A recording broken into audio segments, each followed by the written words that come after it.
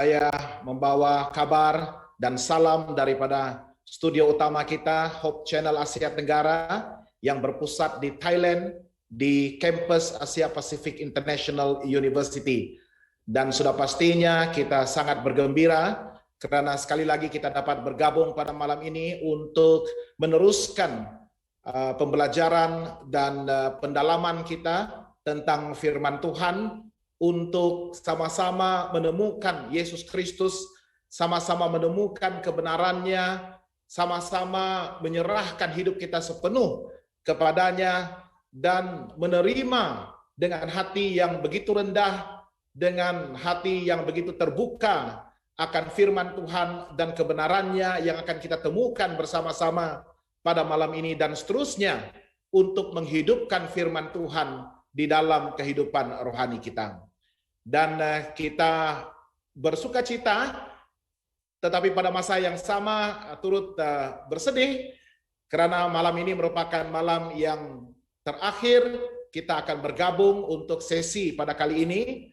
Dan selepas malam ini nanti, mungkin pada satu masa yang akan datang, pada waktu yang mungkin tidak begitu dekat, akan ada lagi anjuran kumpulan ibadah online seperti ini pada masa-masa yang akan datang.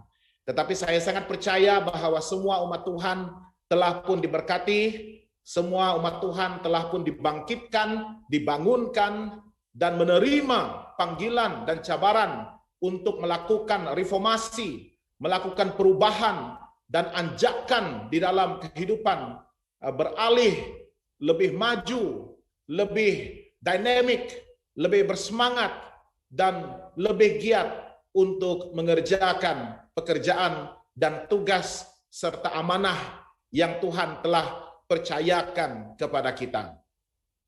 Dan kita berdoa semoga rekan-rekan kita yang sama-sama bergabung menyaksikan siaran langsung kumpulan umum ataupun ibadah kebangunan rohani online yang dianjurkan oleh gereja-gereja Seventh-day Adventist dalam pelayanan bahasa Melayu di seluruh semenanjung Malaysia, khususnya yang menyaksikan pada malam ini akan juga diberkati, dan sekiranya ingin mendapatkan pendalaman dan pembelajaran yang lebih lanjut tentang beberapa soalan ataupun pertanyaan dan kemuskilan yang mungkin sedang bermain di minda Anda semua, bolehlah menghubungi gereja Seventh-day Adventist yang terdekat dan dapatkan temu janji untuk meneruskan sesi pembelajaran ini, sama ada di atas talian ataupun kita boleh mengaturkan jadwal untuk kita sama-sama meneruskan pembelajaran firman Tuhan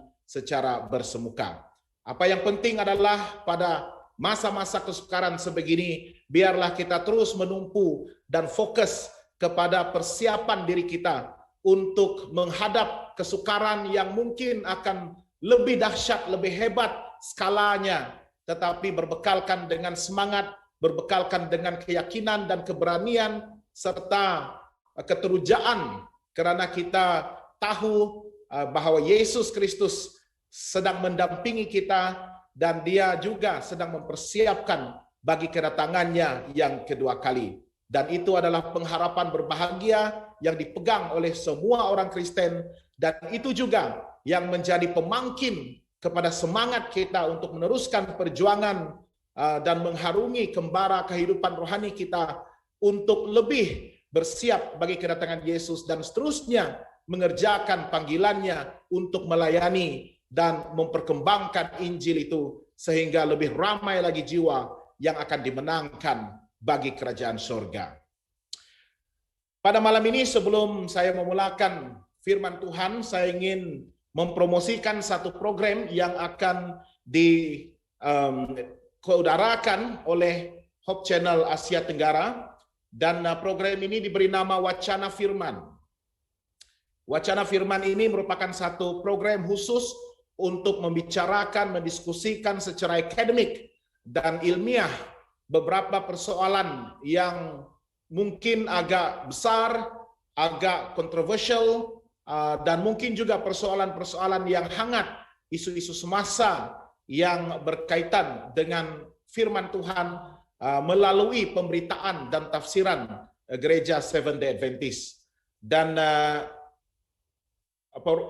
individu yang mengendalikan ataupun memimpin dalam program ini adalah Dr. Gerard Bernard Sepati, pensyarah di Fakulti Pengajian Agama ataupun Kependetaan di Asia Pacific International University ini bersama 3 orang panelis, yaitu senior theology students ataupun graduan teologi department Faculty of Religious Studies ya. Jadi kita mengalu-alukan Anda semua untuk menyaksikan program ini yang akan ke udara di YouTube Hope Channel Asia Tenggara setiap hari Ahad, bermula pada Ahad yang depan ini, yang akan datang ini, jam 7 malam waktu Malaysia ya. Jadi sama-samalah kita saksikan dan seterusnya mengikuti perbincangan tersebut, dan pastinya akan mendapatkan beberapa ilmu ataupun pengetahuan yang lebih mendalam tentang bagaimana kita boleh mentafsirkan makna-makna dan maksud-maksud tersirat di dalam firman Tuhan ya. Baiklah, sebelum kita mulakan firman Tuhan pada malam ini, saya ingin mengundang Anda semua sekali lagi kita tundukkan kepala, kita bersatu di dalam doa. Tuhan Bapa di surga, pada malam ini Tuhan, sekali lagi kami datang ke hadirat Tuhan dengan berhiaskan kekudusan-Mu. Kami datang mempersembahkan hidup kami sebagai persembahan yang hidup, yang kudus dan berkenan di hadapan Tuhan. Rendahkanlah hati kami, buka ruang pikiran dan minda kami.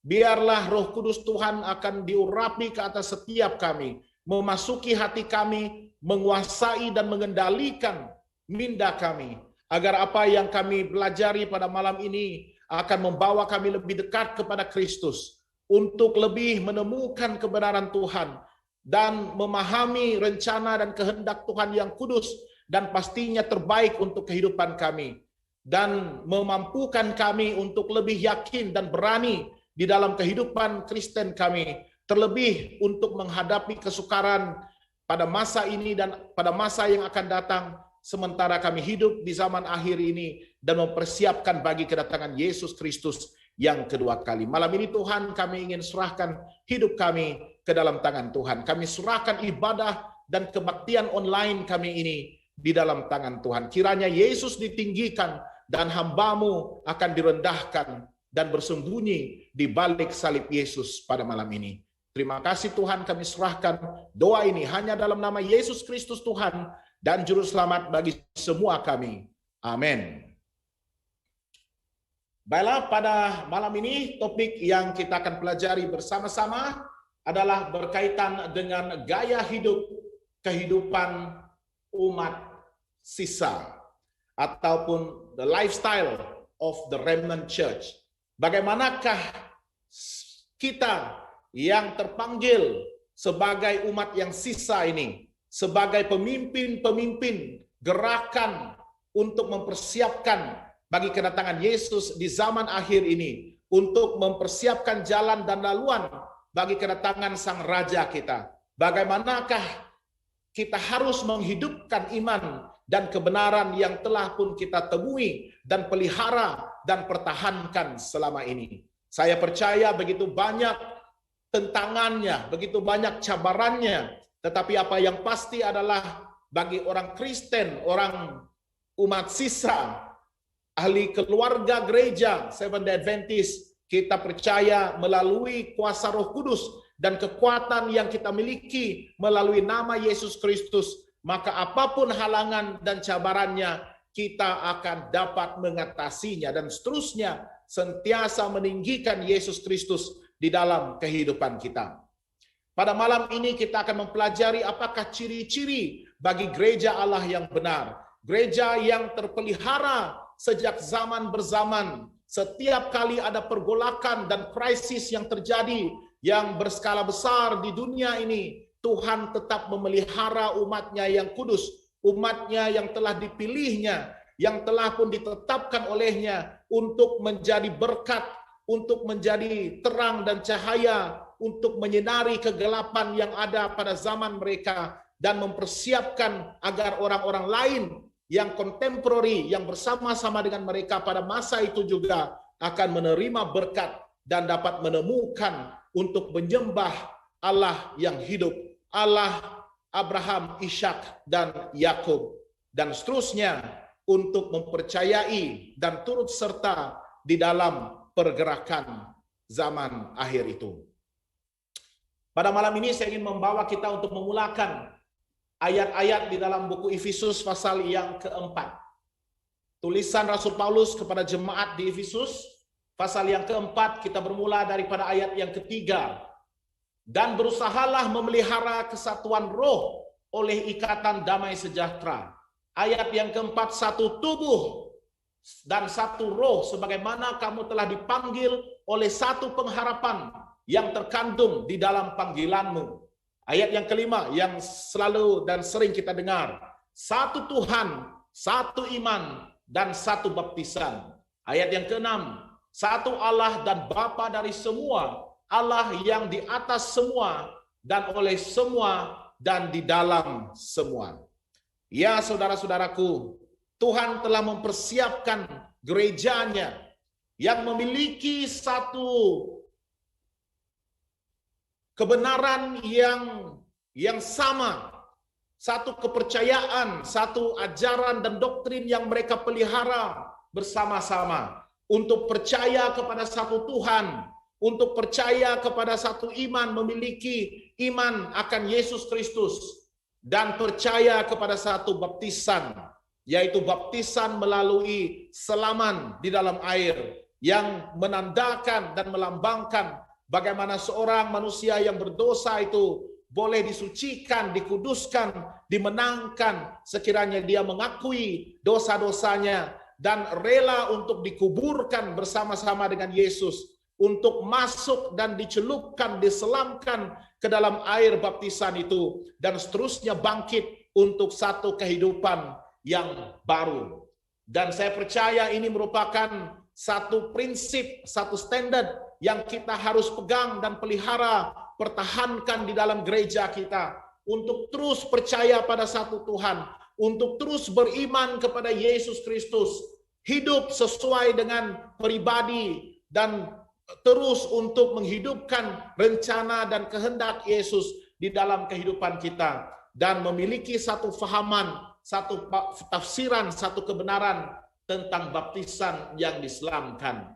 Dan apa yang penting adalah kita harus memelihara kesatuan kita, diikat oleh kasih Tuhan, diikat oleh damai sejahtera Tuhan, dan dipimpin dan seterusnya dikuasai oleh Roh Kudus Tuhan. Saya ingin menyeru kepada sahabat-sahabat dan keluarga gereja yang saya kasihi pada malam ini. Apapun yang terjadi di dalam gereja kita, sama ada di gereja lokal kita maupun di gereja sedunia kita, kita harus percaya bahwa gereja kita telah pun berjaya mengharungi arus zaman. Sudah pun diuji berkali-kali sepanjang zaman. Tetapi gereja Tuhan yang benar, gereja Tuhan yang sisa, gereja Tuhan yang akhir ini telah pun dapat bertahan dan seterusnya dapat mengatasi setiap cabaran dan liku-liku yang besar dan maha dahsyat itu sepanjang zaman.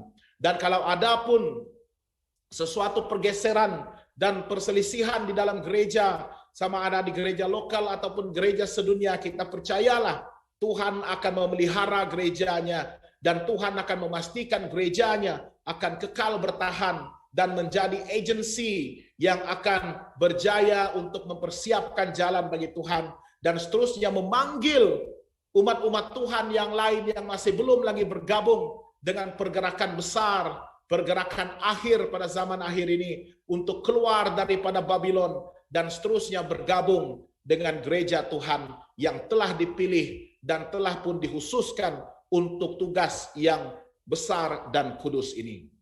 Alkitab mengatakan hanya ada satu tubuh atau gereja yang mana Yesus memanggil umatnya di akhir zaman. Dan gereja Tuhan itu dilambangkan oleh pengantin Kristus ataupun mempelai perempuan. Dan kita sedang menantikan kedatangan pengantin lelaki kita. Gereja yang benar seringkali dilambangkan oleh perempuan yang benar, perempuan yang suci, perempuan yang memakai baju pengantin yang berwarna putih dan begitu kudus kelihatannya.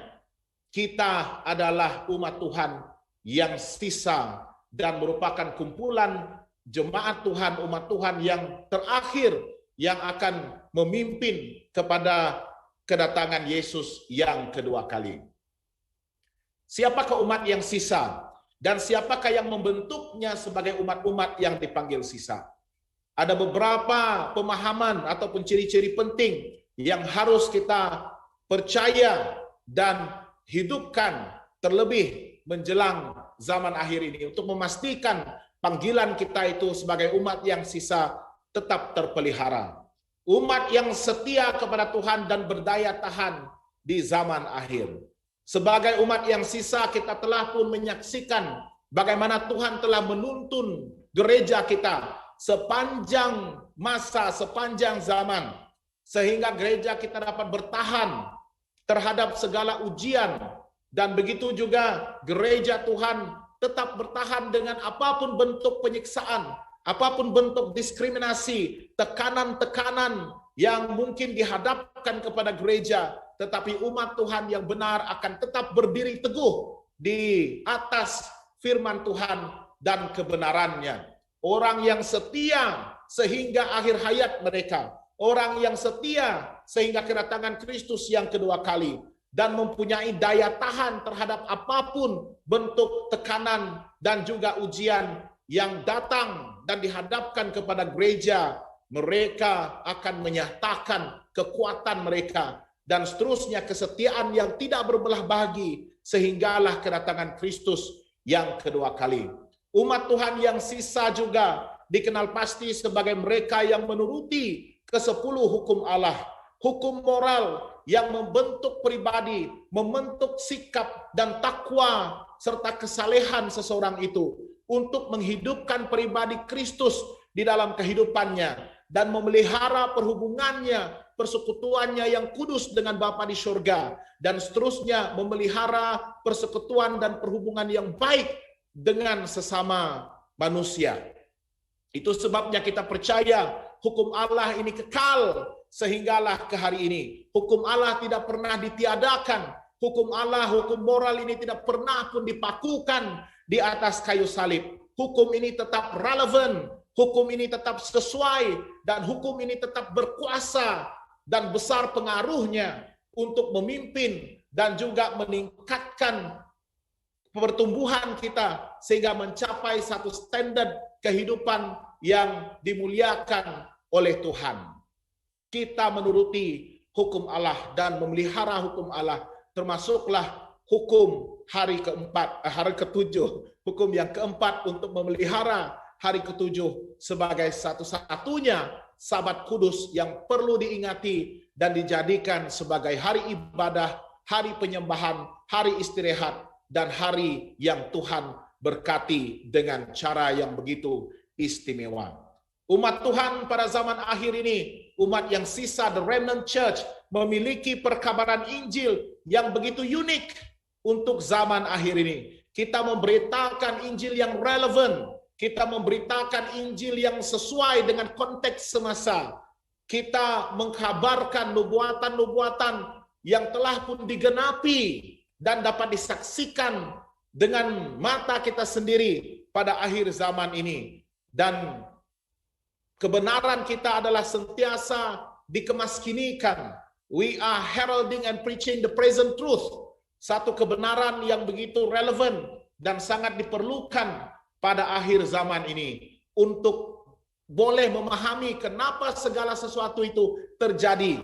Kenapa dunia kita ini semakin memburuk. Kenapa dunia kita ini pasti akan berakhir dan dibinasakan. Dan bagaimana pentingnya untuk kita mempersiapkan hidup kita untuk berpindah dari dunia yang berdosa ini untuk mendiami surga dan dunia baru yang telah pun di dalam plan dan rangka penyelamatan Tuhan. Siapa umat yang sisa dan siapa yang membentuknya sebagai umat-umat yang dipanggil sisa? Mereka adalah umat yang dipelihara oleh Tuhan sepanjang zaman.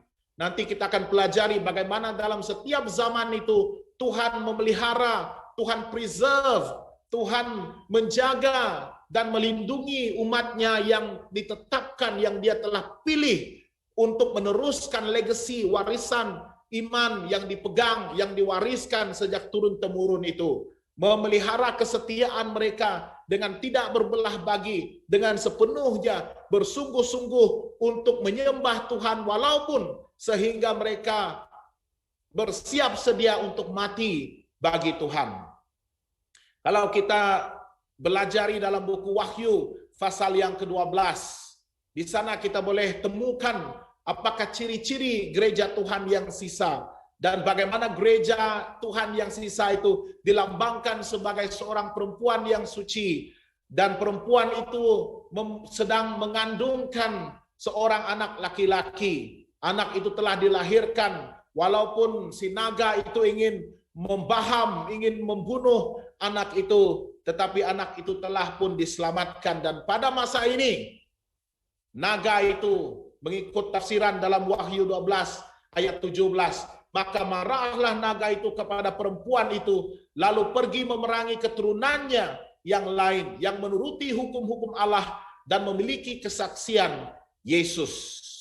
Oleh kerana naga itu tidak dapat membinasakan umat Allah, tidak dapat membinasakan Yesus Kristus, karena walaupun Yesus telah pun mati, disalibkan, tetapi pada hari yang ketiga dia telah diberikan kunci untuk membuka jurang maut. Dia telah diberikan kemenangan untuk mengalahkan maut, dan seterusnya dia telah bangkit dan akhirnya diangkat untuk kembali bertakhta di kerajaan surga. Tetapi naga itu begitu marah dan dia sekarang ini menyasarkan keturunan daripada perempuan itu, dan keturunan perempuan itu adalah gereja, adalah pengikut-pengikut Kristus. Dan kalau kita lihat di dalam ayat yang ke-17 ini, kita melihat bagaimana orang-orang yang dikenal pasti sebagai pengikut Kristus ataupun umat Tuhan dan keturunan perempuan ataupun keturunan gereja yang benar itu, yang berdiri di atas perjanjian lama dan diselubungi di atasnya adalah perjanjian baru, dan memiliki kepercayaan kepada firman Tuhan dengan sepenuhnya, maka mereka yang pada zaman akhir itu dikenal pasti sebagai umat yang sisa adalah mereka yang memiliki dua ciri yang penting: menuruti hukum-hukum Allah dan memiliki kesaksian akan Yesus. Nanti kita akan lihatkan apakah yang dimaksudkan dengan kesaksian Yesus ini. Kalau kita lihat daripada Anchor Bible Dictionary, ada satu kenyataan ataupun definisi tentang remnant, umat ataupun gereja yang sisa. Dan Anchor Bible Dictionary mengatakan apa yang tinggal. Umat yang sisa adalah apa yang tinggal dari sebuah community yang telah pun mengalami dan melalui malapetaka yang besar. Maksudnya ada satu krisis. Mereka ini adalah sebahagian daripada pergerakan yang besar, daripada umat yang besar, daripada umat yang umum.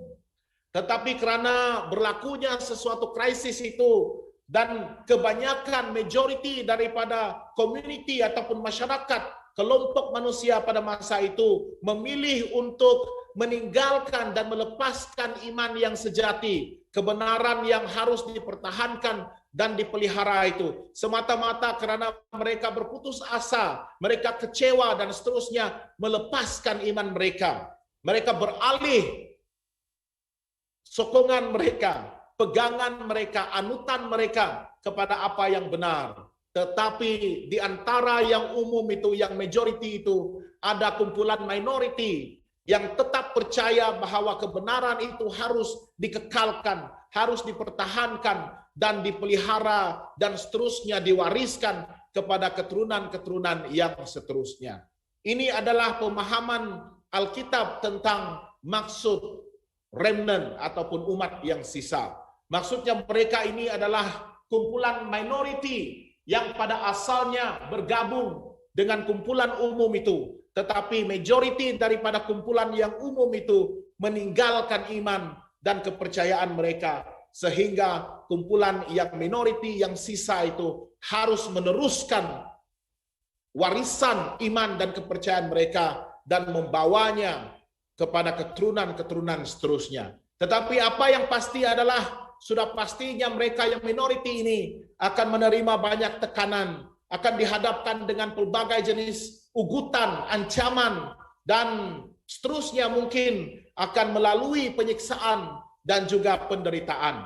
Tetapi umat Tuhan yang percaya, yang setia ini akan sanggup untuk mati demi mempertahankan nama Yesus yang harus mereka tinggikan. Yesus mengatakan, barang siapa yang mengasihi nyawanya, maka dia akan kehilangan nyawanya. Tetapi bagi mereka yang tidak pentingkan nyawanya sendiri, karena aku, demi untuk aku, maka mereka akan beroleh kehidupan yang kekal. Yesaya 10 ayat 20 mengatakan, tetapi pada waktu itu sisa orang Israel dan orang yang terluput, yang terselamat, yang dipelihara di antara kaum keturunan Yakub tidak akan bersandar lagi kepada yang mengalahkannya, tetapi akan bersandar kepada Tuhan yang Maha Kudus Allah Israel dan tetap setia.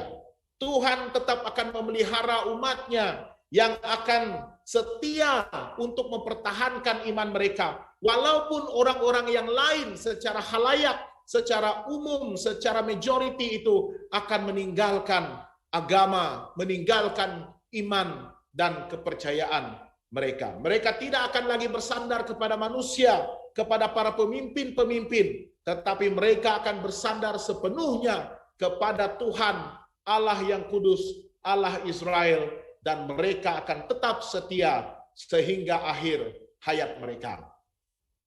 Adakah ada umat sisa di perjanjian lama dan baru? Apakah ciri-ciri umat yang sisa menurut Alkitab? Mari kita baca seterusnya dalam Yesaya 10 ayat 21 dan 22. Suatu sisa akan kembali, sisa Yakub akan bertobat di hadapan Allah yang perkasa. Sebab sekalipun bangsamu, hai Israel, seperti pasir di laut banyaknya, namun hanya sisanya akan kembali. Dan ini penting, kalau kita lihat daripada tawanan yang dibawa, yang dibuang ke tanah asing, kota Babel, daripada pertempuran dan juga jarahan yang kemuncak itu oleh Nebukadnezar ke atas kota Judea, kota Jerusalem, sehingga ramai sekali anak-anak Tuhan, orang-orang Ibrani ini yang dibawa berhijrah ke Babel. Tetapi apabila panggilan untuk kembali membangunkan Yerusalem, panggilan untuk membina semula bait suci Allah, sehingga 3 kembara untuk kembali itu masih tidak ramai yang respons, masih tidak ramai yang terpanggil untuk mau kembali ke Sion, kembali ke Yerusalem.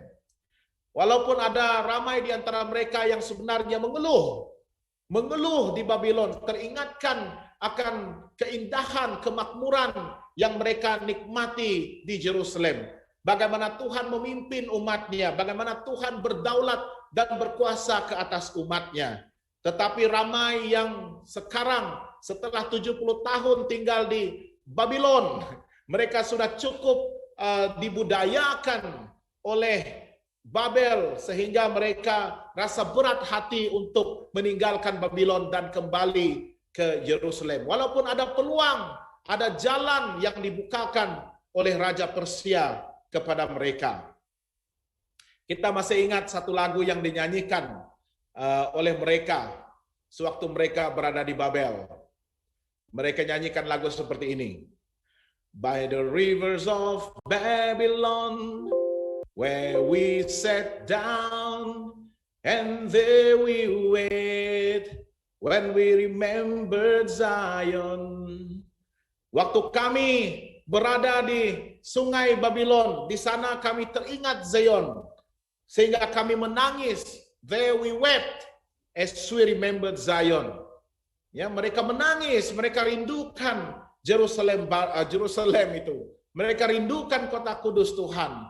Mereka rindukan bagaimana warisan iman dan kepercayaan yang mereka pegang dan pelihara sewaktu berada di kota Jerusalem. Tetapi di Babel, oleh kerana budaya yang asing, oleh kerana mereka sudah pun menikmati kesenangan dan juga potensi dan peluang yang diberikan untuk hidup sebagai orang yang berhijrah, tetapi diberikan kerakyatan dan kewarganegaraan mungkin, sehingga mereka akhirnya rasa begitu berat untuk kembali ke Yerusalem. Tetapi apapun, Tuhan memanggil, dan ada beberapa orang yang sanggup, orang-orang Ibrani ini yang ingin kembali ke Yerusalem, ya. Dan ini kita boleh kenal melalui konteks tawanan di Babylon ini. Kita boleh lihat Tuhan memelihara dan membawa kembali umatnya yang sisa. Dan kalau kita boleh terjemahkan kepada situasi dan keadaan semasa kita pada zaman ini, bagaimana kita boleh lihat bahwa Tuhan sedang bekerja untuk mempersiapkan kita untuk kembali ke Sion, untuk kembali ke Yerusalem baru, untuk mendiami tanah yang memang telah dijanjikan untuk kita, yaitu surga, yaitu Yerusalem baru itu nanti. Dan pada masa itulah ujian yang paling berat dihadapkan kepada kita. Sanggupkah kita meninggalkan Babylon pada masa ini? Sanggupkah kita meninggalkan dunia dan kenikmatan yang ditawarkan, yang telah pun kita nikmati pada saat ini? Ataupun hati kita selama masa kita beribadah dan berbakti secara online sepanjang malam ini, kita telah pun membuat keputusan dan telah memutuskan untuk begitu teruja melihat jauh di hadapan bahwa kita mau meninggalkan dunia ini dan seterusnya pulang bersama-sama dengan juru selamat kita, pulang ke tempat yang sepatutnya, ke surga, ke dunia baru, kota Yerusalem yang Tuhan telah persiapkan bagi kita. Jadi jangan biarkan dunia ini terus membelenggu kita, mengikat dan merantai kita, dan lepaskanlah attachment kita, ikatan kita, keintiman kita dengan dunia ini. Sebaliknya tumpukanlah untuk mengerjakan keselamatan kita, dan seterusnya untuk bergabung dan bersekutu dengan Tuhan sampai selama-lamanya. Kalau kita lihat sepanjang masa, sepanjang zaman di Alkitab Perjanjian Lama dan Perjanjian Baru, kita boleh melihat dan kita boleh menganggap bahwa kumpulan-kumpulan ini adalah kumpulan yang sisa, umat yang sisa, yang Tuhan pelihara, yang Tuhan telah pilih, dan Tuhan telah tetapkan menjadi remnants, menjadi umat sisa yang terus memegang dan mempertahankan warisan iman itu sehingga kepada hari ini. Kalau kita lihat Nuh dan keluarganya, pada masa yang mana dunia itu diisi penuh dengan kejahatan, sehingga firman Tuhan dalam buku Kejadian pasal yang ke-6 mengatakan Tuhan begitu menyesal mengikut tafsiran manusia. Penulis Alkitab Musa menganggap ataupun mendalami perasaan Tuhan dan mentafsirkan perasaan Tuhan itu sebagai begitu kecewa, begitu sedih, begitu menyesal kerana dia telah menciptakan manusia yang akhirnya majority daripada mereka itu berbuat jahat, berdosa, sehingga cawan murka Allah itu telah pun penuh dan berlimpah. Dan satu judgment, satu penghakiman harus dilakukan, harus diadakan pada masa itu, agar kumpulan sisa ini boleh meneruskan warisan legacy iman mereka, dan dosa tidak akan menguasai dan memenuhi dunia itu dengan begitu besar dan kuat. Maka harus ada penghakiman yang segera. Tetapi firman Tuhan mengatakan di antara orang-orang yang jahat itu, Noah found favor in the sight of God. Noah mendapat perkenan, dia mendapat satu kesempurnaan, satu integrity, kehidupan yang begitu bermarwah, kehidupan yang berprinsip, kehidupan yang tidak cemar. Noah berjalan bersama-sama dengan Tuhan, sama seperti moyangnya Henok. Dan pada masa itu Noah dipilih dari kalangan semua keluarga-keluarga yang ada pada masa itu untuk meneruskan legasi dan warisan iman dan kepercayaan kepada Allah. Noah dan keluarganya diselamatkan pada penghakiman yang besar, penghakiman pertama, penghakiman yang segera dilakukan oleh Tuhan demi untuk menyelamatkan umat manusia dan mempertahankan legacy ataupun warisan kebenaran itu. Abram dan keluarganya begitu makmur, begitu sejahtera tinggal di tempat di tanah Ur bersama-sama dengan bapaknya dan leluhurnya. Tetapi apabila Tuhan melihat Abraham ini daripada kebanyakan, daripada majority orang yang mungkin sudah pun berpaling daripada Tuhan dan mulai menerima berhala-berhala yang disembah oleh bangsa-bangsa lain, maka Abraham ini dipanggil Tuhan untuk keluar daripada tanah Ur, keluar daripada kelompok kaum yang sudah murtad itu, dan Abraham dipilih untuk memelihara kesucian iman dan kepercayaan dan kebenaran Tuhan itu. Maka Abraham dipanggil untuk keluar, walaupun dia tidak tahu kemana hala tujunya. Apakah tanah yang dijanjikan Tuhan itu subur, makmur, dan akhirnya nanti apakah dia akan mencapai kejayaan yang lebih besar daripada kejayaan yang dicapainya semasa tinggal dengan bapaknya dan keluarga besarnya. Tetapi dia percayakan Tuhan. Tuhan berjanji kepadanya dalam Kejadian pasal yang ke-12. Tuhan ulangi janji itu dalam Kejadian 15, Kejadian 17. Bagaimana Tuhan akan memberkati Abraham menjadi keturunan yang besar. Daripada keluarga Abraham ini, seluruh bangsa lain akan juga diberkati. Barang siapa yang memberkati Abraham, mereka juga akan makmur dan diberkati. Sesiapa yang menentang, siapa yang mengutuk Abraham ini, mereka juga akan dikutuk oleh Tuhan. Bagaimana besarnya janji-janji yang diberikan kepada Abraham oleh Tuhan itu. Ya, jadi pada masa itu Abraham adalah umat yang sisa. Bangsa Israel di tanah Mesir selepas beratus tahun, hampir 400 tahun menjadi hamba di Mesir, Tuhan memanggil mereka akhirnya keluar dari Mesir dan pulang kembali ke tanah perjanjian itu. Tetapi ramai di antara mereka generasi pertama itu sewaktu perjalanan yang sebenarnya tidak memerlukan 40 tahun dari Mesir ke tanah perjanjian, ke tanah Kanaan itu. Tetapi mereka cuai, mereka lalai, mereka begitu leka, mereka memberontak, mereka teringatkan attachment mereka, bagaimana ikatan dan keintiman mereka terhadap Mesir, sehingga ramai yang membanding-bandingkan perjalanan mereka di padang belantara itu, kesusahan yang mereka alami di padang belantara itu lebih buruk daripada pengalaman mereka hidup sebagai hamba di Mesir. Ramai yang mengadu, yang komplain, dan akhirnya mereka menentang Musa dan Harun. Dan akhirnya Tuhan terpaksa melanjutkan perjalanan mereka, menunda ketibaan mereka ke tanah perjanjian itu. Selama 40 tahun mereka merayau-rayau sehinggalah ditapis, sehinggalah ditapis, dan akhirnya setelah dipilih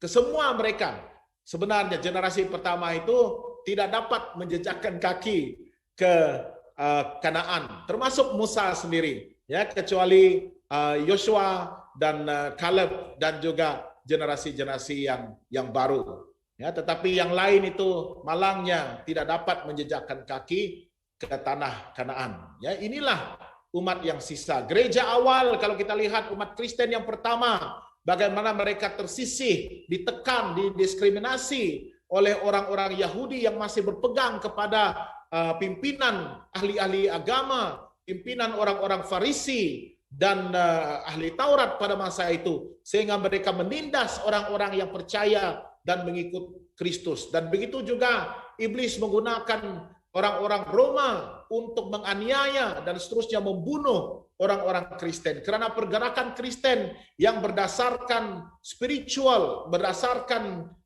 gereja, berdasarkan iman itu seakan-akan sudah mengancam pertumbuhan mereka yang telah memenangkan bukan saja orang-orang Yahudi, tetapi orang-orang bukan Yahudi yang tinggal di tanah Judea dan juga di jajahan Roma sendiri, negara-negara yang di sekitarnya sudah pun mulai berkembang dan gereja sudah pun semakin besar sehingga kuasa politik, kuasa Empire Roma ini terus menindas dan membunuh dan menyiksa umat-umat percaya ini. Tetapi ramai yang masih di-preserve, yang masih dipelihara oleh Tuhan. Dan kita tahu bagaimana semakin mereka ditindas, semakin besar keberanian mereka, pengaruh mereka, kuasa yang Roh Kudus urapkan kepada mereka, sehingga gereja boleh berkembang dan terus bertahan sehingga ke hari ini. Gerakan reformasi pada abad yang ke-15 yang dimulakan oleh saudara Martin Luther sampai saat ini memelihara dan membangunkan semula kebenaran-kebenaran yang telah pun diinjak-injak, kebenaran yang telah pun dicemari dan dikompromi dengan tradisi manusia dan ajaran-ajaran palsu yang diterima masuk di dalam gereja arus perdana. Pada masa itu sangat besar tentangan yang dihadapi oleh para reformis, gereja-gereja Protestan ini, sehingga ramai yang mati sebagai syahid, sebagai martyrs, yang dibakar, yang dijadikan sebagai bahan tontonan, bahan hiburan di Colosseum, dan menjadi makanan bagi singa-singa yang lapar. Bukan saja orang-orang dewasa, tetapi istri dan anak-anak mereka juga, perempuan dan anak-anak, semua mereka disiksa dan dibunuh. Tetapi semakin mereka menekan gereja Tuhan, semakin mereka menekan umat percaya, umat yang sisa itu, ramai di antara mereka yang meneruskan keberanian mereka, perjuangan mereka untuk menegakkan kebenaran Tuhan, memelihara iman mereka, dan akhirnya gereja bertahan sehinggalah kepada hari ini. Dan gereja Masehi Advent hari ke-7, bagaimana kita telah melalui satu sejarah yang perit, bagaimana gerakan Advent ini, semangat Advent untuk kembali kepada kerinduan asal yang disemboyankan oleh gereja awal, kedatangan Yesus Kristus yang kedua kali. Itu merupakan ajaran utama, the gospel, ya, the main gospel yang dikhotbahkan oleh gereja awal di masa perjanjian baru itu. Setelah bertahun-tahun, ratusan tahun, ribuan tahun, tidak lagi dipedulikan, bahkan tidak lagi dikhotbahkan, dikumandangkan di dalam gereja-gereja Kristen. Sehinggalah sewaktu William Miller mendapat panggilan untuk membuka dan mempelajari maksud daripada nubuatan dalam Daniel dan juga bandingannya di dalam Wahyu, dan bagaimana dia telah menetapkan bahwa Yesus Kristus akan datang pada bulan 10 tahun 1844, 22 Oktober, ya. Dan ya, ada kesilapan. Kesilapan bukan dari segi peristiwa, dari segi masanya, tetapi peristiwanya. Bagaimana pergerakan itu telah pun mencapai satu pergerakan ataupun capaian global, ya, sehingga ramai yang percaya daripada denominasi yang berbeza-beza, daripada negara yang berbeza-beza, yang sanggup untuk bersatu, bergabung, bersekutu, menjual harta mereka, menginjil menggunakan mesin cetak dan juga risalah-risalah yang dikeluarkan hasil daripada kutipan dan sumbangan daripada orang ramai. Karena bagi mereka harta kekayaan bukan lagi menjadi priority. Pada masa itu semangat mereka adalah untuk menginjil dan memastikan dalam masa beberapa tahun itu sebelum 1844, Injil, perkabaran tentang kedatangan Yesus Kristus yang kedua kali itu harus boleh mencapai setiap orang di wilayah itu, di negara-negara yang berdekatan, sehingga ramai yang bersiap untuk menerima kedatangan Kristus yang kedua kali. Tetapi malangnya pada tahun 1844, 22 Oktober itu masa berlalu. sehingga lewat malam dan akhirnya Yesus tidak kembali. Tetapi itu tidak menghalang umat Tuhan. Walaupun ramai yang telah memilih untuk meninggalkan pengharapan itu, tetapi ada kumpulan yang percaya, yang meneruskan legasi, warisan itu, yang meneruskan semangat untuk menantikan kedatangan Yesus dan seterusnya berkhotbah tentang kedatangan Yesus. Mereka meneliti apakah maksud di sebalik firman Tuhan dalam buku Daniel 8 ayat 14, dan mereka percaya pada waktu itu Yesus Kristus sudah pun memulakan pelayanannya di tempat ataupun bilik yang paling kudus di sorga, di bait suci di sorga, sebagai imam besar kita. Dan seorang umat Tuhan bernama Hiram Edson yang diberikan penglihatan melihat bagaimana Yesus memasuki Ka'bah surgawi di tempat yang paling kudus untuk memulakan pelayanannya sebagai imam besar. Jadi sepanjang sejarah pergerakan Advent itu sehingga tertubuhnya gereja Masehi Advent hari ke-7 dan diorganize pada tahun 1863 sehinggalah kepada hari ini. Kita telah pun melalui sejarah itu, dan sejarah kita bukan hanya pada penghujung tahun 1830-an ataupun permulaan tahun 1840-an ataupun 1860-an, tetapi kita boleh trace back bahwa sebenarnya kita sedang memelihara legacy, warisan iman, kepercayaan yang dipegang oleh Noah, oleh Abraham, oleh bangsa Israel, oleh gereja Kristen yang pertama, oleh reformis pada kurun ke-15 dan sehinggalah kepada hari ini.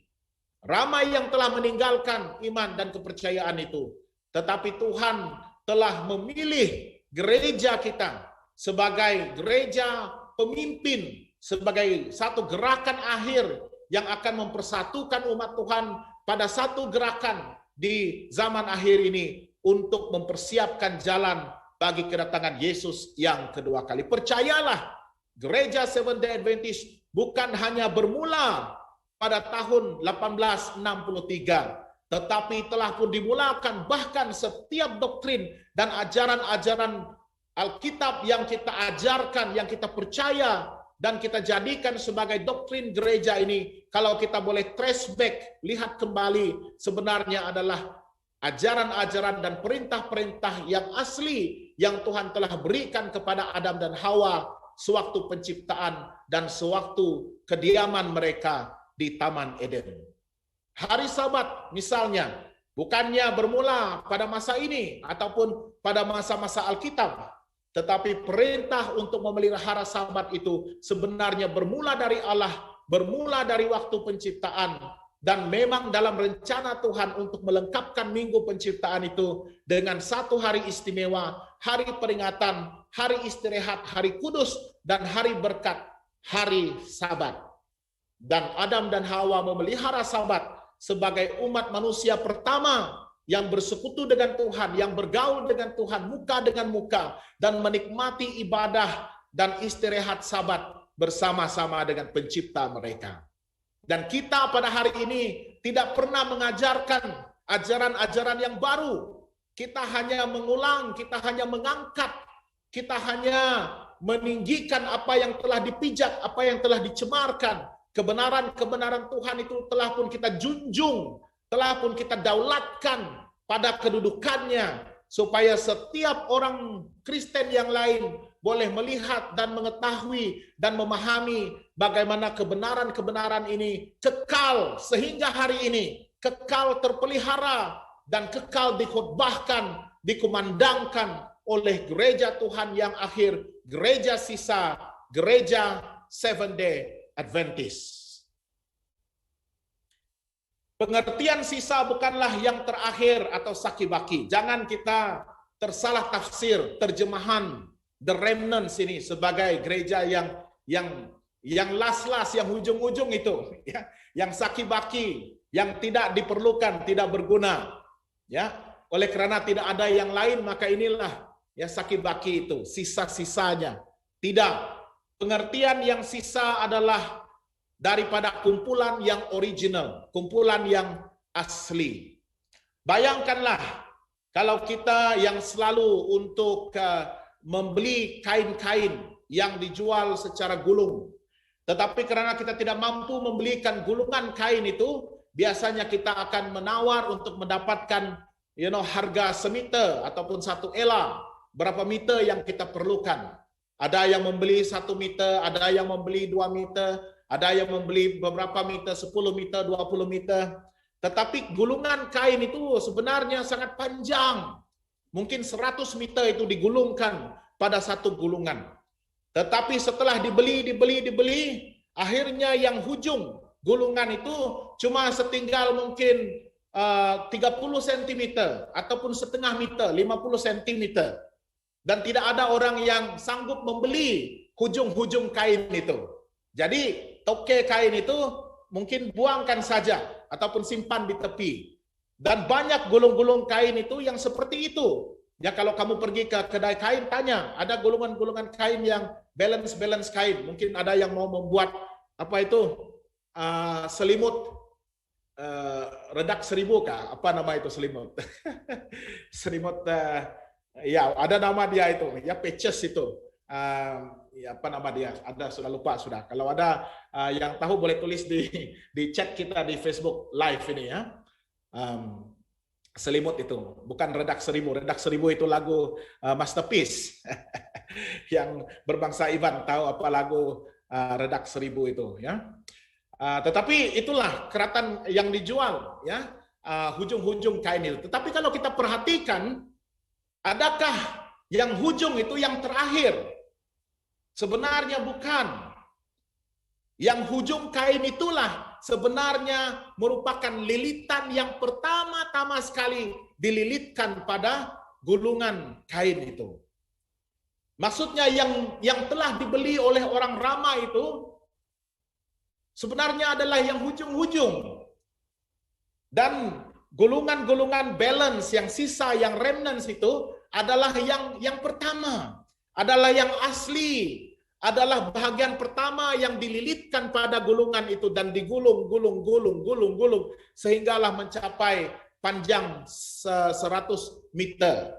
Jadi 99.5 meter itu sudah pun dibeli orang.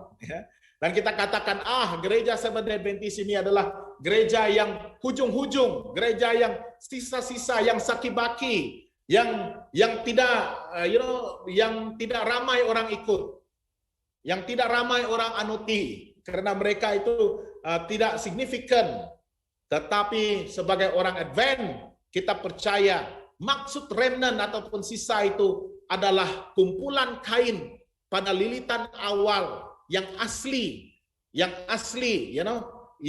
pusatnya, yang merupakan sumber kepada kain-kain yang seterusnya. Dan itulah gereja kita. Kita sebenarnya memelihara keaslian daripada firman Tuhan. Kebenaran-kebenaran yang benar, yang kita pertahankan, yang asli, yang memang sudah pun dikhotbahkan, diajarkan terlebih awal, bahkan to trace back even at creation. Sewaktu dunia mula diciptakan dan sewaktu Adam dan Hawa diciptakan. Jadi kita memelihara, kita meninggikan, kita mendaulatkan, menjunjung apa yang telah dicemar, apa yang telah diinjak-injak oleh gereja arus perdana pada masa itu, yang telah memesongkan akidah dan mengajarkan kepalsuan.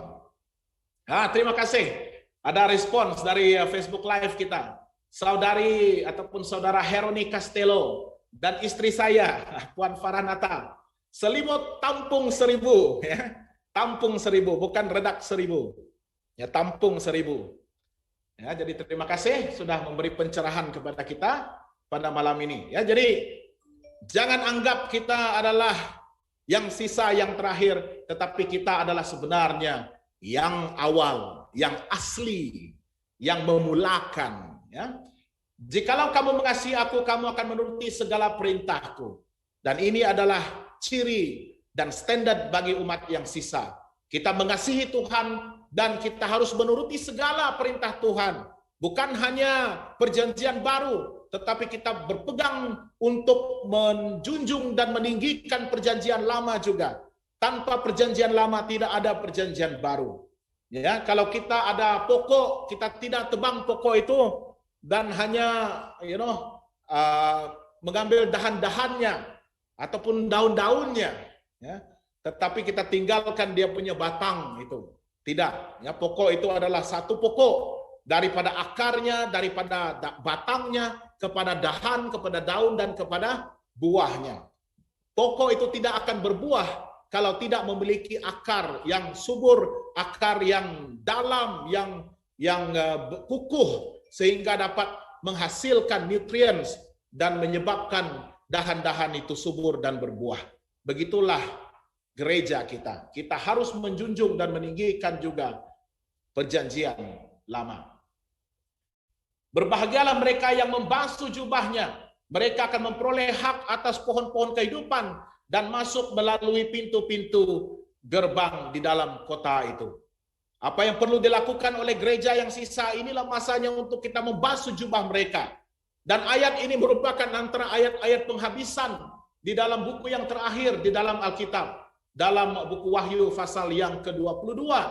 Pada masa ini, sebelum kedatangan Yesus Kristus yang kedua kali, umat Tuhan, gereja sisa harus membasuh jubah, harus memastikan tidak ada lagi kecelaan, kekotoran di dalam kehidupan kita. Kita harus membersihkan diri kita dengan darah Yesus Kristus untuk memastikan jubah kebenaran, jubah kekudusan Yesus itu sudah pun kita sarung dan terima di dalam kehidupan kita. Wahyu 14 ayat 12 sekali lagi mengatakan yang penting di sini ialah ketekunan orang-orang kudus yang menuruti perintah Allah dan beriman kepada Yesus. Menuruti perintah Allah, ketetapan Allah, firman Allah, ke-10 hukum Tuhan, dan beriman hanya kepada Yesus, menyerahkan hidup dan percaya hanya kepada pimpinan, kekuasaan dan kedaulatan Yesus. Tidak bersandar kepada pengertian-pengertian lain, tidak bersandar kepada pimpinan-pimpinan gereja yang mengakui bahwa diri mereka adalah perwakilan Tuhan, wakil Kristus di atas muka bumi ini. Tidak. Kita tidak bersandar kepada ajaran-ajaran manusia, tafsiran-tafsiran manusia. Kita tidak percaya kepada tradisi dan adat budaya bangsa-bangsa yang ada, yang telah pun diterima dan diterapkan di dalam ajaran gereja. Tidak, kita hanya beriman kepada Yesus. Kita tidak beriman kepada berhala, kita tidak beriman kepada bomoh, kita tidak beriman kepada penilik penilik peramal, ya. Sorcerers, peramal masa depan dan sebagainya. Tidak, kita hanya beriman kepada Yesus. Janganlah berbuat demikian, aku adalah hamba sama dengan engkau dan saudara-saudaramu yang memiliki kesaksian Yesus. Sembahlah Allah, karena kesaksian Yesus itu adalah roh nubuat. Gereja yang sisa ini memiliki karunia roh nubuat. Gereja yang sisa ini akan dapat mentafsirkan nubuatan-nubuatan yang telah pun dinyatakan di dalam firman Tuhan. Dan gereja yang sisa ini memiliki karunia nubuat dalam pribadi utusan Allah Ellen G. White sendiri. Ya, dan bagaimana kita menggunakan firman Tuhan, tulisan-tulisan Ellen G. White itu sebagai pendamping, sebagai terang kecil yang memberikan kita pengertian yang lebih besar untuk membawa kita kembali kepada terang yang lebih besar, menjunjung dan meninggikan firman Tuhan. Ya, jadi itulah gunanya Allah memberikan terang-terang yang kecil ini.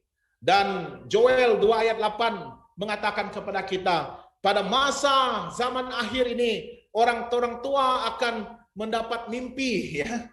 Tetapi teruna-teruna darah-darahmu, merekalah yang akan mengerjakan mimpi itu, merealisasikan mimpi itu untuk mempersiapkan bagi kedatangan Kristus yang kedua kali. Ya, dan kita percaya gereja kita memiliki karunia roh nubuat dan pengertian akan nubuatan-nubuatan yang telah pun digenapi dan akan digenapi pada akhir zaman ini. Apakah ciri yang jelas ada pada umat sisa pada masa sekarang? Yes, mereka memelihara perintah Tuhan termasuk Sabat Tuhan. Hari ke-7, perintah yang ke-4, memiliki karunia untuk bernubuat mengkhotbahkan bahwa penghakiman telah dimulai sejak tahun 1844. Terangkan ciri-ciri yang jelas yang ada pada umat-umat sisa pada masa sekarang. Mereka adalah sebuah gereja yang misinya mencakupi seluruh dunia. Kehadiran kita secara global di merata dunia, di hampir keseluruhan negara-negara di dunia ini. Gereja kita adalah gereja yang berdasarkan kepada perwakilan dari bawah ke atas. Dan gereja kita mencapai seluruh dunia mengajarkan kebenaran yang sama. Kita menyanyikan lagu-lagu yang sama. Kita membaca firman yang sama.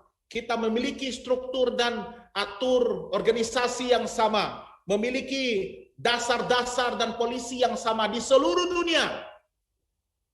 Kita adalah antara gereja Protestan yang pencapaian kita merangkumi seluruh dunia. Organisasi kita adalah worldwide. Bukan seperti gereja-gereja lain yang mungkin hanya ada pada tempat-tempat tertentu. Ya, adalah locality pada sesuatu tempat itu sahaja. Terhad kepada sesuatu wilayah itu sahaja. Tidak. Mengikut nubuatan ataupun definisi ataupun ciri kepada gereja yang susah ini, yang sisa ini, kita haruslah menjadi gereja yang boleh mencapai seluruh dunia, pekerjaan yang melingkupi seluruh dunia. Dan di seluruh dunia sekarang ini kita ada lebih daripada 20 juta anggota gereja. Kita dipanggil keluar dari kerajaan Babel yang telah jatuh, yang telah rubuh. Dan kita memanggil orang-orang yang masih lagi melekat, yang masih selesa di Babel ini untuk keluar dari Babel dan bergabung dengan gereja kita. Kita tidak menyembah binatang atau menerima tandanya. Saya pasti kita sudah pun mempelajari akan binatang, apakah yang dilambangkan, siapakah yang dilambangkan oleh binatang itu, dan apakah pengertian kita kepada tanda binatang yang ada dalam buku Daniel dan Wahyu. Adakah gereja Seventh-day Adventist disebut umat atau gereja yang sisa, dan mengapa? Yes, kita tidak muncul hanya selepas tamatnya tahun-tahun di mana Tuhan memelihara keturunan perempuan yang suci itu, keturunan gereja yang suci itu selama 1260 tahun, dari tahun 538 Masehi sehingga 1798 Masehi, di mana gereja arus perdana masa itu di bawah kepimpinan kepala gereja menggunakan masa 1260 tahun itu untuk menyiksa orang-orang kudus, untuk menyiksa umat-umat yang sisa. Tetapi mereka tetap terpelihara. Dan ramai di antara mereka yang melarikan diri dan menemukan tanah Amerika pada masa itu dan memulakan kumpulan umat percaya di sana. Ya, dan kita ditubuhkan ataupun organisasi gereja kita adalah selepas daripada nubuatan 1260 tahun itu. Kita bangkit sesudah tahun 1798 dan mulai terbentuk di awal 1840-an dan akhirnya diiktiraf sebagai satu organisasi yang berdaftar pada tahun 1863. Ya, kenapa kita disebut umat yang sisa? Menuruti ke-10 hukum Tuhan, termasuk hukum keempat tentang menguduskan hari Sabat, hari yang ke-7. Dan kita memiliki karunia roh nubuat. Sudah pun kita sebutkan tadi. Kita merupakan gereja yang pengabar Injil ke seluruh dunia, bekerja hampir di semua negara di dunia. Dan ini yang penting, kita mengajarkan perkabaran yang sangat relevan, sangat penting dan segera pada masa ini, yang diambil daripada Wahyu pasal yang ke-14 ayat 6 hingga 14. Kita memanggil semua orang untuk kembali takut kepada Tuhan, untuk menyembah Tuhan, untuk percaya bahwa penghakiman Tuhan sudah pun dimulai. Kita memanggil semua orang untuk keluar dan tinggalkan Babylon yang sudah roboh itu, kepalsuan yang sudah kelihatan, yang sudah dibuktikan. Keluarlah daripada penyembahan kepada binatang, kepada image-nya, menerima tanda binatang. Keluarlah, bergabunglah dengan gereja umat Tuhan yang sisa ini untuk bersedia menanti dan menyambut kedatangan Yesus yang kedua kali. Dan akhirnya kita memberi amaran untuk tidak menerima tanda binatang yang ada di dahi dan di tangan itu. Ya, jadi ini adalah perkabaran 3 malaikat itu. Saya percaya mungkin kita pun sudah mempelajarinya. Apakah misi atau kegiatan-kegiatan umat sisa pada zaman sekarang? Gereja yang tersisa mempunyai misi ilahi yang dilambangkan dalam pesan ataupun perkabaran 3 malaikat. Misi ini adalah untuk mengisytiharkan Injil kekal kepada umat manusia, untuk memanggil orang-orang percaya yang sejati daripada agama palsu yang diwakili oleh Babel itu. Dan ramai di antara mereka yang masih berada di gereja-gereja arus perdana, mainstream churches, dan untuk mempersiapkan dunia bagi menghadapi krisis akhir zaman ini. Bagaimana umat sisa harus mengendalikan perkara-perkara berikut dalam kehidupan seharian mereka. Rekreasi, wayang, cerita-cerita di TV dan panggung wayang, musik, pakaian, makanan, kehidupan sosial kita. Ya, kita tidak ada jawaban yang sangat tepat, tetapi firman Tuhan memberikan kita garis panduannya.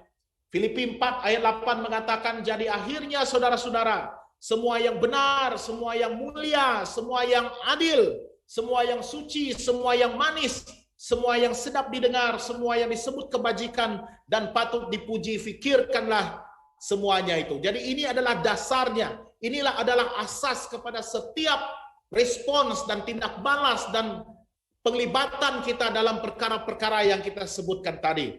Kita harus melakukan sesuai dengan kebenaran yang kita percaya dan kita hidupkan. Kita harus boleh mentafsirkan yang manakah yang jahat, yang manakah yang suci, yang manakah yang palsu, yang manakah yang baik, yang patut dipuji, dan itulah yang harus kita lakukan, yang harus kita kerjakan, yang boleh kita libatkan diri secara aktif.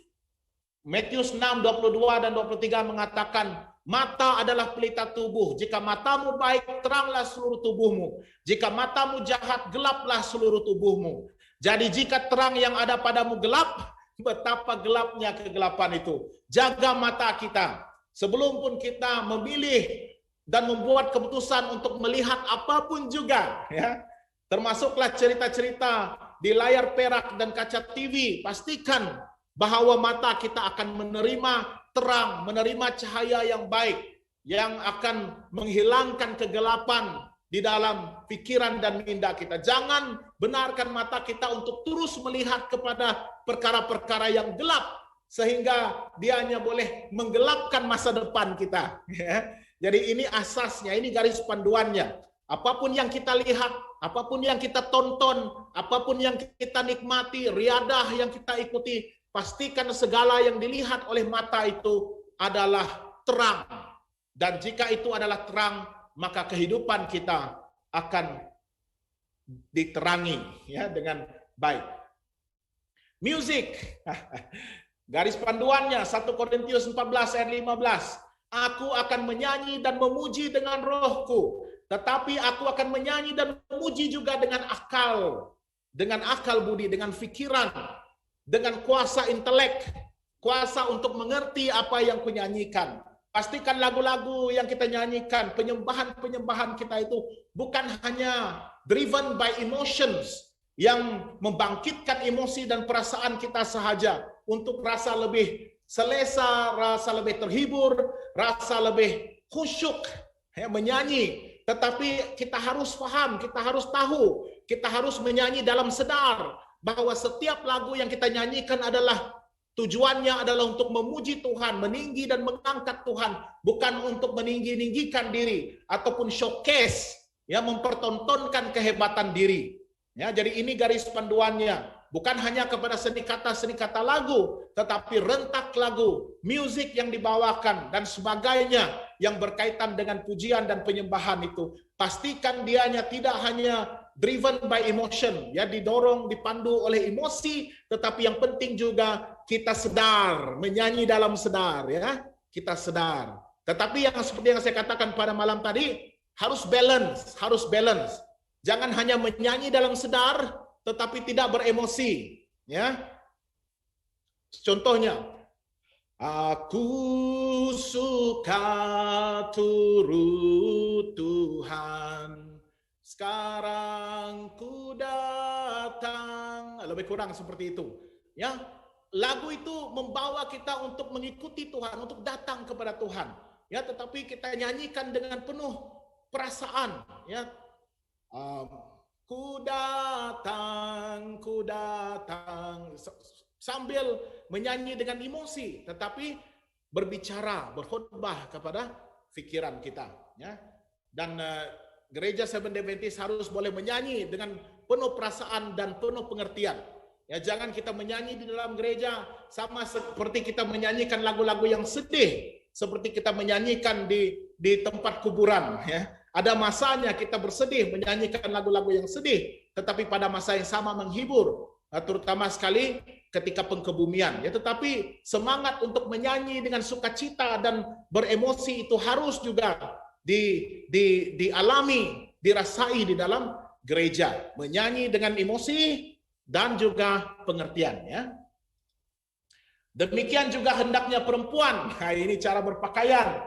Hendaklah dia berdandan dengan pantas, dengan sopan dan sederhana. Rambutnya jangan berkepang-kepang, kalau boleh halus. Ya, jangan memakai emas atau mutiara ataupun pakaian yang mahal-mahal, tetapi hendaklah dia berdandan dengan perbuatan baik seperti yang layak bagi perempuan yang beribadah. Ayat ini konteksnya adalah keterampilan luaran itu tidak penting bagi Tuhan. Tuhan melihat apa yang ada di dalam hati kita, apa yang ada di dalam pikiran kita. Dia quality yang diminta, dituntut oleh Tuhan adalah yang ada di dalam hati kita. Ya, jadi tidak perlulah kita membuang terlampau banyak waktu untuk membazirkan ya mungkin sumber rezeki kita yang boleh digunakan untuk pekerjaan Tuhan, untuk menyara kehidupan keluarga kita, memastikan kelangsungan dan keselesaan hidup kita terpelihara dan terjamin, daripada kita membazirkan banyak uang untuk menghiaskan dan mendandani diri kita. Ya, yang cantik bagi Tuhan adalah hati kita di dalam. Ya, Tuhan melihat apa yang di dalam. Ya, mungkin di mata manusia mereka melihat dan menilai kita dari segi luaran, dari segi keterampilan kita. Tetapi bagi Tuhan yang penting adalah di dalam. Dan kunci kepada ayat ini adalah perempuan yang beribadah dan lelaki yang beribadah juga. Walaupun tidak disebutkan lelaki di sini, tetapi lelaki sekarang pun tidak kalah gayanya. Ya, tidak kalah gayanya. Kita pun kadang-kadang hilang fokus, tidak dapat memberikan keutamaan kepada apa yang kita belanjakan. Ya, kadang-kadang kita membelanjakan kepada benda-benda yang kita inginkan, ya, tetapi bukan merupakan keperluan mendesak pada ketika itu. Ya, jadi haruslah berhati-hati dengan spending, dengan perbelanjaan kita juga. Ya, tetapi ibadah kita begitu penting. Bagaimana umat sisa mengendalikan perkara berikut? 1 Korintius 10:31 tentang makanan dan minuman. Aku menjawab, jika engkau makan dan jika engkau minum, atau jika engkau melakukan sesuatu yang lain, lakukan kesemuanya itu untuk kemuliaan Allah. Sebelum kita makan, sebelum kita minum, apa yang ditawarkan kepada kita, fikirkan apakah itu semuanya itu akan memuliakan Tuhan, merupakan suatu yang menyenangkan Tuhan, suatu yang kudus, suatu yang suci, suatu yang Tuhan mahukan untuk memelihara kesehatan, memelihara kesejahteraan tubuh badan kita. Ya, semuanya itu harus kita nilai. Apa yang kita makan dan minum itu pastinya untuk kemuliaan Tuhan, dan jangan hanya semata-mata memuaskan hawa nafsu kita sendiri. Kamu harus mempersembahkan tubuhmu sebagai persembahan yang hidup, yang kudus dan berkenan kepada Allah. Kita sudah sebutkan kemarin, malam tadi, itu adalah ibadahmu yang sejati.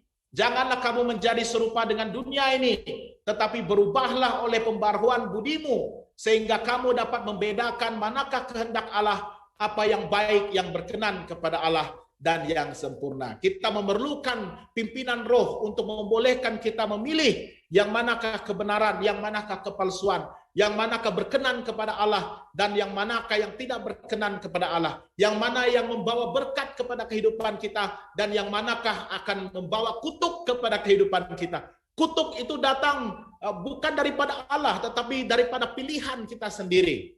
Kalau kita mengotori, mencemarkan, menajiskan tubuh kita, maka kutuk penyakit itu akan ditimpakan kepada kita. Kita yang memilih, kita yang telah memutuskan. Oleh itu, lakukanlah kebenaran, pilihlah yang benar, dan lakukanlah yang berkenan di mata Tuhan.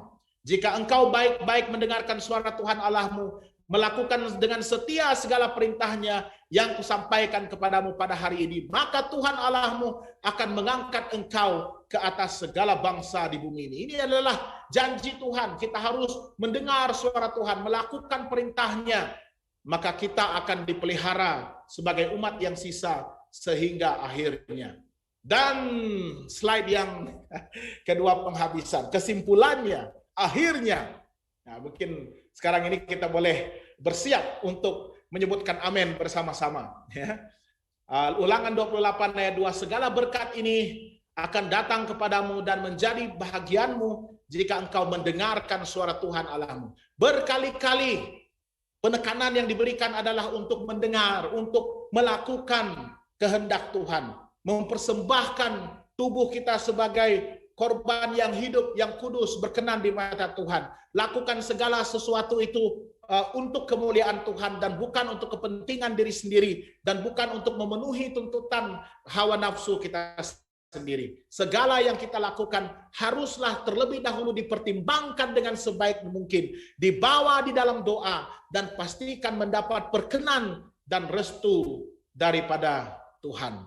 Dan saya percaya malam ini Tuhan telah memanggil semua kita, rakan-rakan, keluarga gereja kita, dan mungkin tetamu-tetamu kita yang mengikuti ibadah dan kebaktian ini sepanjang minggu, sepanjang malam. Pada malam ini sekiranya saudara dan saudari merasakan bahwa Roh Kudus sedang memanggil dan berbisik kepada hati dan pikiran saudari untuk menerima kebenaran Tuhan, untuk kembali kepada kebenaran yang asli, yang dipelihara dan dipertahankan oleh gereja Tuhan yang sisa. Gereja Seventh-day Adventist pada akhir zaman ini merupakan pergerakan akhir yang pastinya akan membawa kepada semua umat Tuhan untuk bergabung keluar dari Babylon dan bergabung untuk menyambut kedatangan Yesus Kristus yang kedua kali. Sekiranya saudara dan saudari terpanggil untuk bergabung dengan pergerakan akhir yang didirikan, dipelihara, dan dipimpin oleh Tuhan sepanjang masa sehingga hari ini, maka saya mengundang saudara dan saudari semua untuk datang dan bergabung bersama-sama dengan kami. Gereja Seventh-day Adventist, gereja Tuhan yang sisa, gereja Tuhan yang penghabisan, gereja Tuhan yang asli, yang meninggikan, menjunjung, dan mendaulatkan kebenaran-kebenaran Tuhan sepanjang zaman. Saya ingin mengundang dan menjemput Anda semua untuk bergabung dengan gereja Seventh-day Adventist. Sekian saja daripada saya, dan semoga Tuhan terus memberkati. Haleluya, Maranatha.